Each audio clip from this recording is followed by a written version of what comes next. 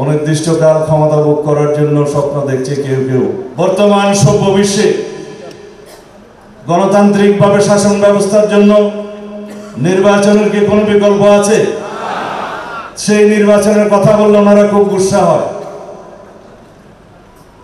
কেউ কেউ তাদের মধ্যে উপদেষ্টারা আছেন, তারা বলছেন যে তারা নাকি জনগণের দ্বারা নির্বাচিত, গণ অভ্যুত্থান নাকি তাদেরকে নির্বাচিত করেছে। একজন মহিলা উপদেষ্টা বলেছেন, আমি নাম বলতে চাই না। তো তারা যদি সেভাবে নির্বাচিত হয়ে যায় তো বাংলাদেশের নির্বাচন ব্যবস্থা আছে কেন? ইলেকশন কমিশনের কাজ কি?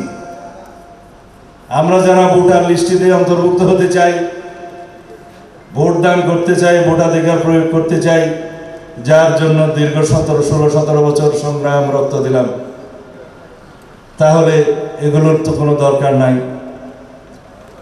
তারা অনির্বাচিতভাবে যতদিন খুশি অনির্দিষ্টকাল ক্ষমতা ভোগ করার জন্য স্বপ্ন দেখছে কেউ কেউ।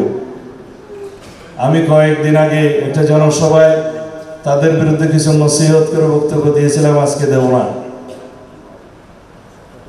আমরা মাননীয় প্রধান উপদেষ্টাকে অনুরোধ করেছি, এখনো করব, আপনি যত শিগগির সম্ভব বাংলাদেশের জাতীয় সংসদের পরবর্তী নির্বাচনটা ডিসেম্বরের ভিতরেই, যেটা আপনি ওয়াদা করেছিলেন, দেওয়ার জন্য সুস্পষ্ট রোডম্যাপ প্রদান করবেন। ওয়ালটন আবারও মিলিয়নিয়ার অফারে ওয়ালটন ফ্রিজ কিনে আপনিও হয়ে যেতে পারেন মিলিয়নিয়ার। তাতে আপনার সম্মান রক্ষা হবে, এদেশের মানুষ আশ্বস্ত হবে, দেশের মধ্যে একটি রাজনৈতিক স্থিতিশীলতা প্রতিষ্ঠিত হবে, ব্যবসা বাণিজ্য অর্থনৈতিক কর্মকাণ্ডের চাকা চালু হবে, বিনিয়োগের জন্য একটা পরিবেশ সৃষ্টি হবে, দেশি বিদেশি বিনিয়োগ আসবে। আমরা বাংলাদেশের মানুষ সেটাই চাই।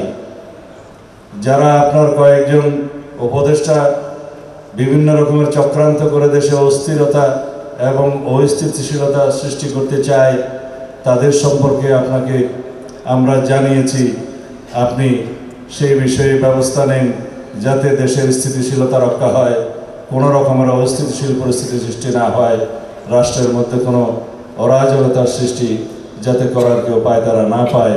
আপনি সবার সম্মানিত ব্যক্তি, আপনি সেই ব্যবস্থা নেবেন, অন্যথায় আপনার সম্মান রক্ষা হবে কিনা আমরা সন্দিহান।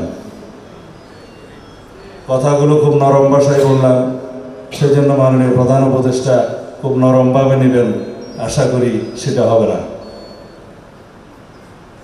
বলছি নরমভাবে, মাননীয় প্রধান উপদেষ্টা, হয়তো আপনার কানে যেতেও পারে, নাও যেতে পারে, গেলে ভালো।